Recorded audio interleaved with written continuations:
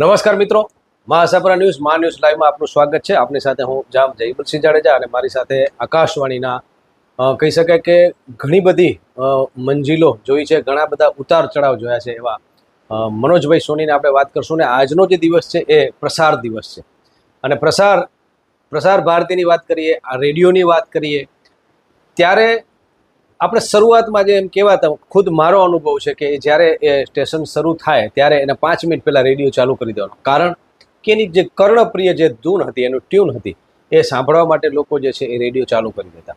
અને પછી જે છે અલગ અલગ વિવિધ કાર્યક્રમો જે છે, સમગ્ર દિલ્હી હોય, મુંબઈ હોય અને કચ્છની વાત હોય તો કચ્છમાં ગામજો ચોરો અને યુવાણી જેવા અનેક કાર્યક્રમો જે છે અહીંયા આકાશવાણી પીરસ્યા છે.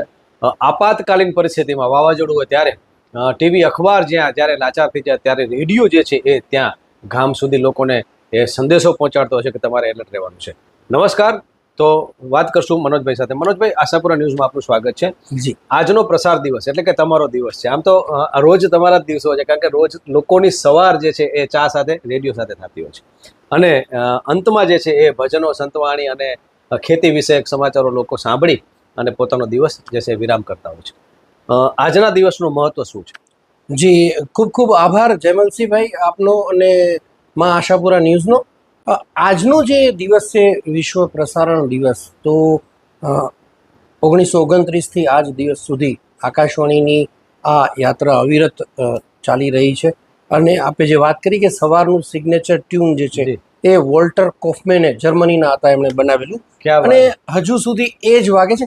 આપને જાણીને આનંદ થશે કે આટલા વર્ષોમાં સવાર જે પડે છે એ વંદે માતરમથી પડે છે. ક્યાં વાત છે. અને પછી જે રાત્રિએ અમે જે ક્લોઝ ડાઉન, જેને અમે રેડિયોની ભાષામાં કહીએ છીએ, તો જ્યારે રેડિયો આમ બંધ તો ન થાય પણ જે આપણે પ્રસારણ સભા પૂરી થાય છે, તો એ જે પ્રસારણ સભા પૂરી થાય છે ત્યારે અમે જય હિન્દ બોલીએ છીએ, શુભરાત્રિ, જય હિન્દ. અને સવારે અમે સુપ્રભાત અને વંદે માતરમ બોલીએ છીએ. આ ભારતના તમામ જેટલા કેન્દ્રો છે, એમાં સાઉથ હોય કે પૂર્વ બાજુના હોય કે ઉત્તર બાજુના હોય, તમામમાં વંદે માતરમથી શરૂઆત થાય. પછી એટલે મનોજભાઈ હોય કે ઉમર સમા હોય કે જયેશભાઈ હોય કે પછી કોઈ પણ હોય, કોઈ શરૂઆત જે છે એટલે કોમી એકતાની વાત, રાષ્ટ્રભાવનાની વાત હોય, કારણ કે આ તો રેડિયો બધાનો છે. રેડિયો બધાનો છે. જી જી જી. અને મનોજભાઈ, મારે જાણવું છે કે માસ કમ્યુનિકેશન મેં કર્યું છે, જર્નલિઝમ કર્યું છે, પ્રસારણના સાધનો જે છે મીડિયાના અલગ અલગ છે,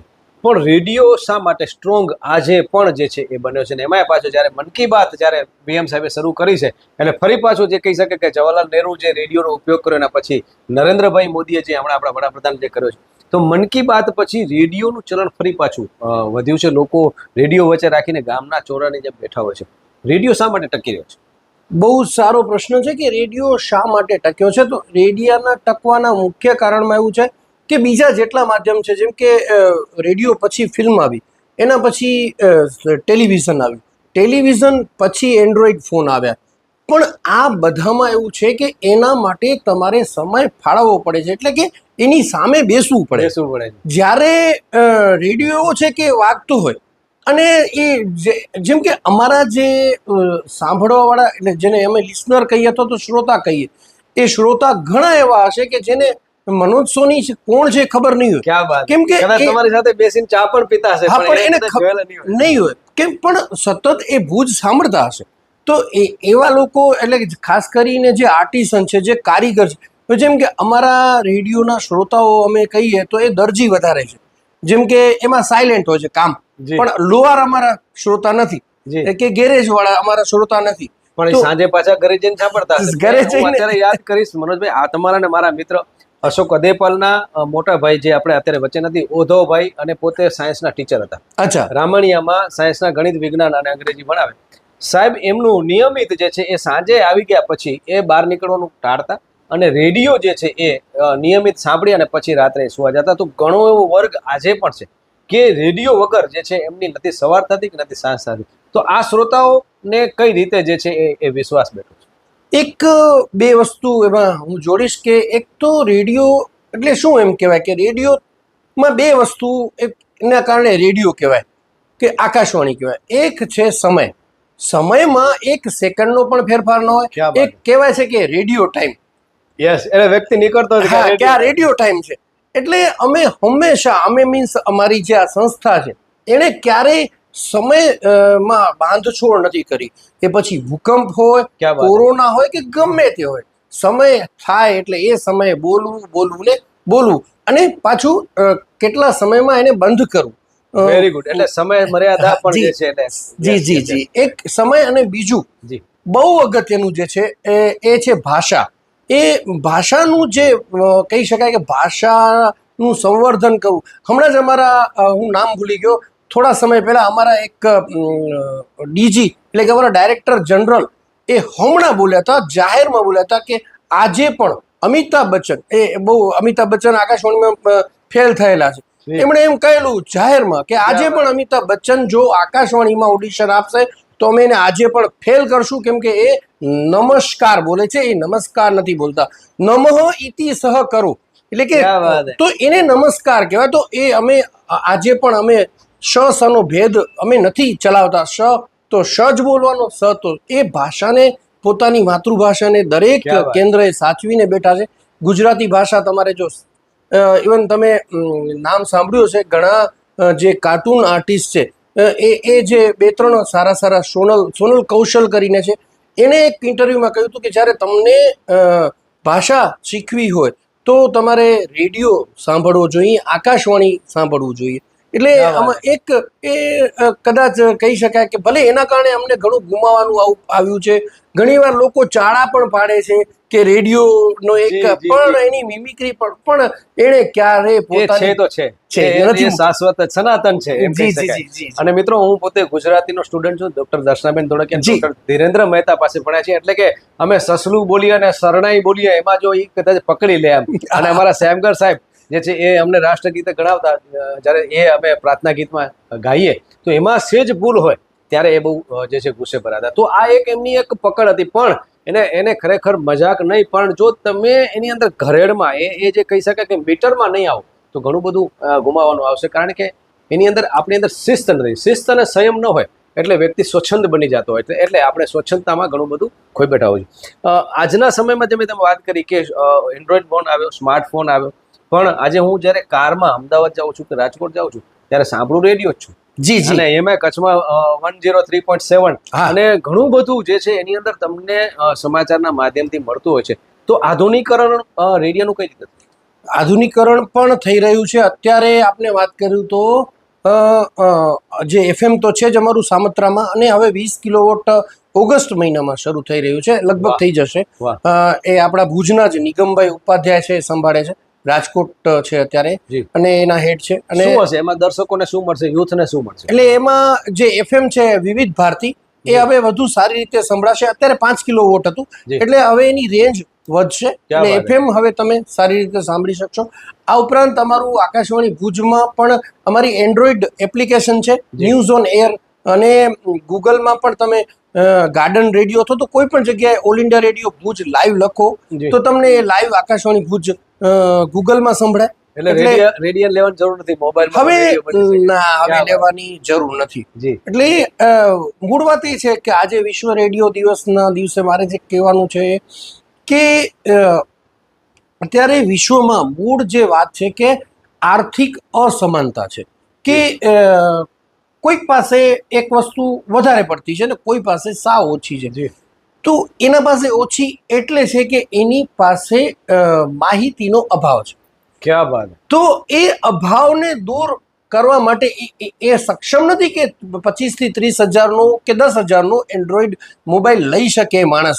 અને એક વિધવા સ્ત્રીને વિધવા સહાય મળે છે, અથવા તો પાક ધિરાણ યોજના ક્યાં ચાલે છે, કયા ખેતરમાં કેટલા એકરમાં મળે છે ખેડૂતને. ક્યાં વાત! તો એ અમારા ગામજો ચોરોમાં અમે પ્રસારિત કરીએ છીએ. 2 સેલ 10 રૂપિયાના 2 સેલ આવે 20 રૂપિયાના, ને એ સેલ નાખી દે એ માણસ, તો એને ખબર પડશે કે આ પાક ધિરાણ યોજના મળે છે 20 રૂપિયામાં, અને વિધવા સહાય યોજના. એટલે સરકારની જેટલી યોજનાઓ છે અથવા તો જેટલા લાભો છે એ લાભો સામાન્ય લોકો સુધી વધુ ને વધુ પહોંચે લોકો અને અને ખેતરમાં પણ પહોંચશે અને માલધારી જ્યારે એ ઘેટા બકરા ચરાવતો હશે એ ડુંગર ઉપર હશે કે ઝાડ નીચે બેઠો હશે પણ એની સાથે એક સંવાદ જે છે એ અવિરત હશે એ રેડિયોના કારણે. જી એ રેડિયો. મનોજભાઈ, મારે ખાસ કરીને વિરામ તરફ આપણે જઈએ. અત્યારે જે સમાચારોનો જે મારો થઈ રહ્યો છે ને એમાં પણ કહી શકાય કે ખોટા સમાચાર, સોશિયલ મીડિયાનો એક બીજો એક ખતરનાક પાસો અને સરકાર ચિંતિત છે એનાથી. જી ત્યારે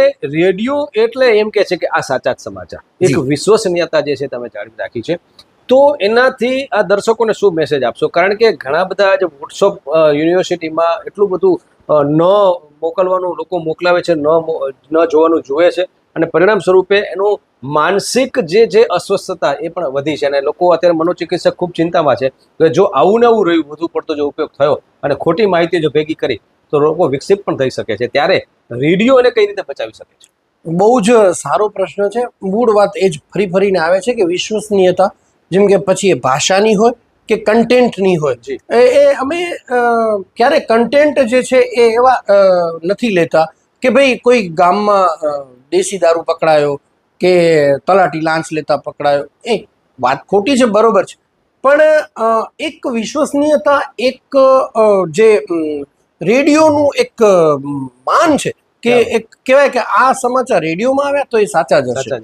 તો એ હંમેશા અમારા જે એડિટર્સ લોકો છે, અમારા ઉપરી અધિકારીઓ છે, એમને ટ્રેનિંગમાં શીખવાડવામાં આવે છે કે તમારે એ રીતનું એવા કોઈ પણ સમાચાર, ભડકાઉ સમાચારો ના આપવા જોઈએ જેથી મરી મસાલો કે બ્રેકિંગ એક્સક્લુઝિવ નથી બચ્યું છે રેડિયો. સાચી, હંમેશા બચ્યું છે. મનોજભાઈ, એક રેડિયો એક ઉમદા કાર્ય કર્યું છે કે જે કચ્છના જે અંતરિયાળ વિસ્તારમાં કોઈક મોરચંગ વગાડે છે, કોઈક જોડિયો પવ વગાડે છે, કોઈક ઢોલ વગાડે છે, કોઈક નગારો વગાડે છે, રેડિયો એને વિશ્વના ફલક સુધી પહોંચાડ્યું છે. જી તો આના માટે તમે શું કહેશો? અને આ જે વિચાર, એમાં ખાસ કરીને આકાશવાણી ભુજનું કેટલું મહત્વ રહ્યું? કારણ કે અહીંયા કલા અને સંસ્કૃતિનો પ્રદેશ છે આપણો.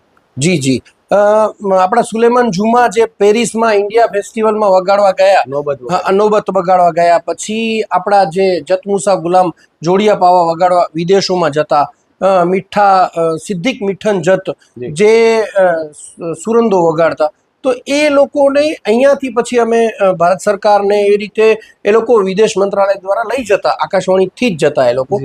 અને હજુ પણ જે એવા કલાકારો છે એના આપણે ઓડિશન હોય છે અને એવા લોકો આજે પણ તમે જોતા હશો કે પોતાના વિઝિટિંગ કાર્ડમાં કે પોતાની ઓળખાણમાં કહે છે કે હું રેડિયો માન્ય કલાકાર. હજુ પણ એ ભલે રેડિયો હવે એટલું ઓલું નથી રહ્યો પણ છતાં પણ એ રેડિયો માન્ય કલાકાર છું હું, એટલે એની ઉપાધિ આવી ગઈ.